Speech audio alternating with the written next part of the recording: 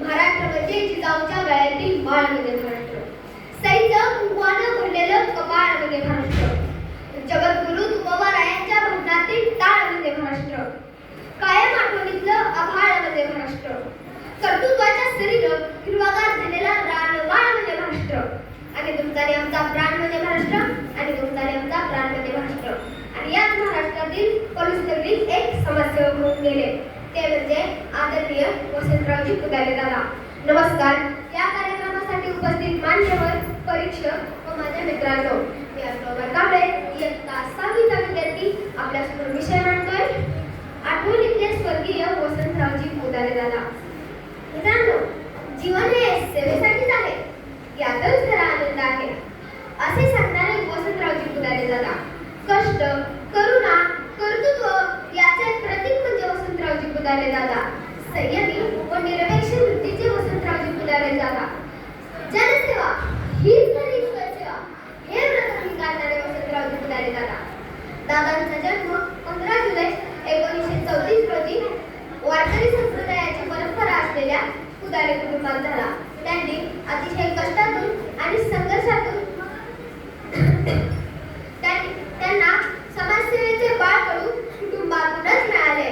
त्यांचे चुलते दत्तात्रय पुदारे व वडील पांडुरंग पुदारे यांनी स्वातंत्र्य लढ्यात व 1942च्या चळवळीत हिरिरीने भाग घेतला होता.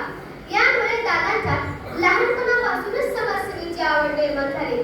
दादा विद्यार्थी दशेपासूनच हुशार व प्रिय होते, पण घरची परिस्थिती बेताची असल्यामुळे त्यांनी उच्च शिक्षण सोडून किर्लोस्कर कंपनीमध्ये नोकरी धरली.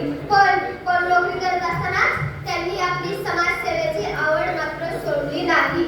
जनतेची गाऱ्हाणे सोडवत, अन्यायाला कडाडून विरोध करत त्यांनी आपले समाजसेवेचे कार्य चालू ठेवले. या कार्यात त्यांचे आई, वडील, भाऊ, बहिणी यांनी भरभरून साथ दिली व लागेल तो त्याग करण्याची तयारी दर्शवली. दादा 1967 साली पलूस गावचे सरपंच झाले. त्यांनी ग्रामपंचायत व पंचायत समितीमार्फत पलूस गावासाठी भरीव कामे करून घेतली. त्यात प्रामुख्याने अनेक पाझर तलाव बांधले. सुमारे 12 एकरच्या चौकोनी ऐतिहासिक गाव तळ्यातील गाळ काढून ते स्वच्छ केले. अनेक रस्ते तयार करण्यात आले. दुष्काळात जेव्हा पिण्याच्या पाण्याची गंभीर समस्या निर्माण झाली, तेव्हा दादांनी किर्लोस्कर कंपनीकडून पाईपलाईनने पाणी आणले व पिण्याच्या पाण्याची समस्या दूर केली. संयमी व निरपेक्ष वृत्तीचे वसंतरावजी पुदारे दादा 1992 साली पलूस कुंडल जिल्हा परिषद गटातून निवडून आले व तासगाव पंचायत समितीचे ते सभापती झाले. या काळात त्यांनी Padma Bhushan Vasantdada Patil institute of technology या इंजिनिअरिंग कॉलेजचे त्यांनी मानद सचिव म्हणूनही काम पाहिले. हे काम करत असताना त्यांनी अनेक विद्यार्थ्यांना अभियांत्रिकी व वैद्यकीय शिक्षणाची सुविधा उपलब्ध करून दिली.